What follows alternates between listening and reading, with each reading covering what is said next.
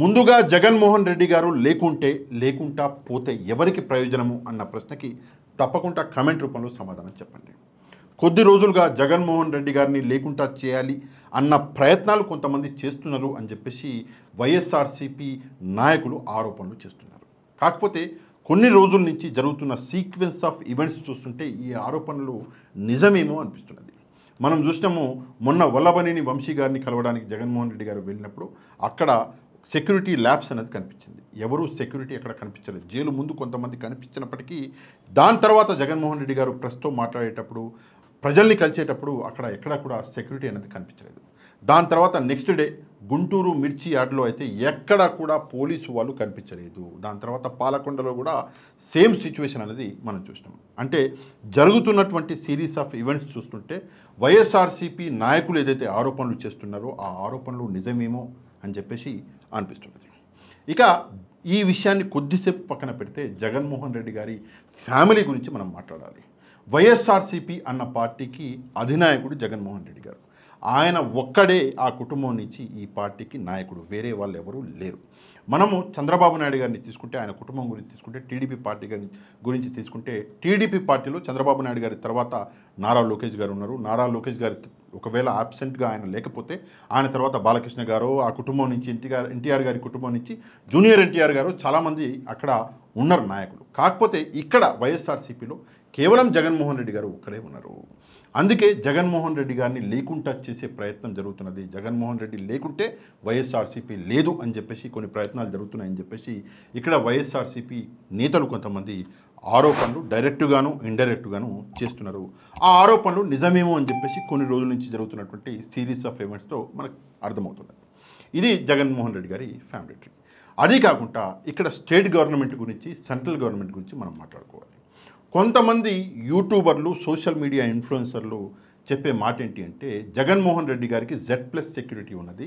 ఆ Z+ security అన్నది అది సెంట్రల్ గవర్నమెంట్ పరిధిలో ఉన్నటువంటి విషయము, స్టేట్ గవర్నమెంట్కి అంటే చంద్రబాబు నాయుడు గారి ప్రభుత్వానికి అసలు దీనికి సంబంధం లేదు అని చెప్పేసి కొంతమంది మిడిమిడి జ్ఞానంతో మాట్లాడుతున్నారు. కాకపోతే వాళ్ళకి తెలియని విషయం ఏంటంటే Z+ సెక్యూరిటీ అనేది సెంట్రల్ గవర్నమెంట్ ఇష్యూనే, అది 100% కరెక్టే. కానీ లోకల్గా గ్రౌండ్ లెవెల్లో జగన్మోహన్ రెడ్డి గారు బయటికి వచ్చి ఎవరినన్నా కలిసేటప్పుడు లోకల్గా అక్కడ సెక్యూరిటీ ప్రొవైడ్ చేయడం అన్నది అది స్టేట్ గవర్నమెంట్ చేయవలసిన పని. కాకపోతే ఆ పని స్టేట్ గవర్నమెంట్ చేయట్లేదు. జగన్మోహన్ రెడ్డి గారి సెక్యూరిటీని గాలికి వదిలేసింది.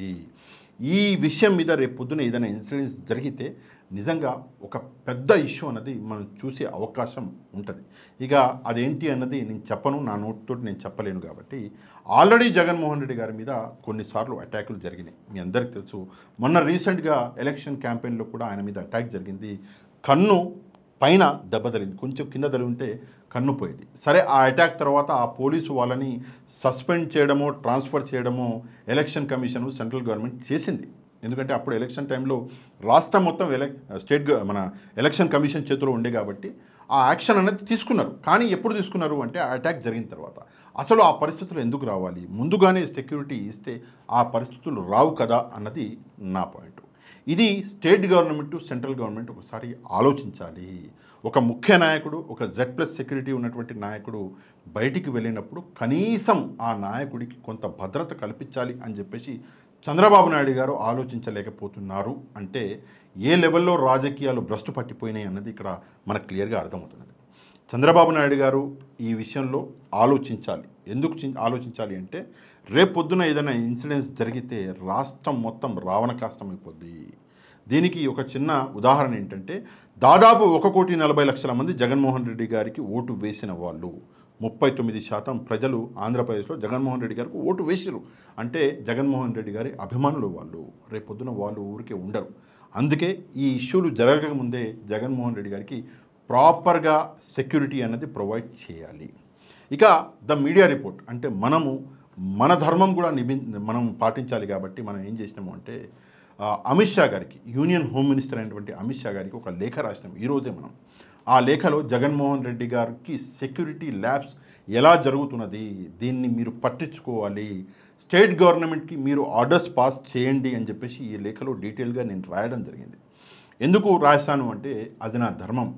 ఒక నాయకుడికి అన్యాయం జరుగుతున్నప్పుడు, ఇక్కడ సెక్యూరిటీ ల్యాబ్స్ అనేది క్లియర్గా కనిపిస్తున్నప్పుడు ఆయనకి భద్రత అన్నది మెల్లమెల్లగానో తగ్గిచ్చేసిరు అని చెప్పేసి నాకు క్లియర్గా అర్థమవుతున్నప్పుడు నేను తప్పకుండా స్పందించాలి. ఒక వ్యక్తిగా, ఒక మనిషిగా నేను స్పందించాలి. కాబట్టి నేను స్పందించి ఈ లేఖ అనేది రాశాను.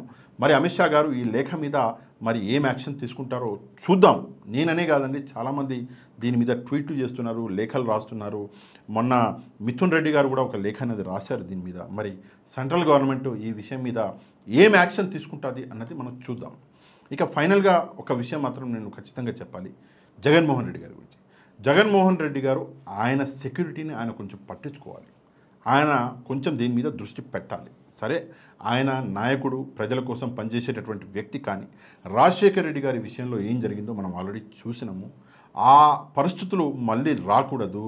అందుకే జగన్మోహన్ రెడ్డి గారు ఆయన సెక్యూరిటీని ముందుగా ఆయన పట్టించుకోవాలి.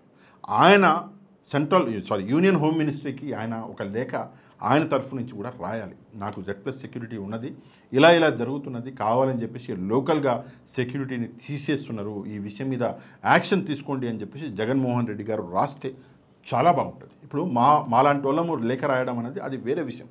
కానీ ఆయన లేఖ రాస్తే ఆ లేఖకి ఇంపాక్ట్ అనేది చాలా ఉంటుంది. అందుకే నేను రిక్వెస్ట్ చేస్తున్నా జగన్మోహన్ రెడ్డి గారిని, తప్పకుండా ముందుగా లేఖ రాయండి సార్. ఈ విషయాన్ని యూనియన్ హోమ్ మినిస్ట్రీకి, అమిత్ షా గారికి, ఈవెన్ మోదీ గారికి తెలియజేయండి. అది ఆ లెటర్ వల్ల తప్పకుండా ఇంపాక్ట్ ఉంటుంది అని చెప్పేసి నేను నమ్ముతున్నా. ఇక ఫైనల్గా చంద్రబాబు నాయుడు గారికి, union home minister Amit Shah గారికి, సార్ రాజకీయాలు అన్నవి నడుస్తూనే ఉంటాయి. మనుషులు వస్తారు, మనుషులు పోతారు, రాజకీయాలు ఎక్కడికి పోవు, ఆ రాజకీయాలు ఇక్కడనే ఉంటాయి. కానీ మనము రాజకీయాల కోసం మన ధర్మాన్ని ఎప్పుడు మనం మరవకూడదు. ఇక్కడ ఒక వ్యక్తి సెక్యూరిటీని ఒక పథకం ప్రకారం మెల్లమెల్లగా తగ్గించి తీసేయాలి అన్న ప్రయత్నం అనేది చేస్తున్నారు. రేపొద్దున ఏదైనా ఇన్సిడెంట్ జరిగితే ఇందాక నేను చెప్పినట్టు రాష్ట్రం రావణ కాష్టం అయిపోద్ది.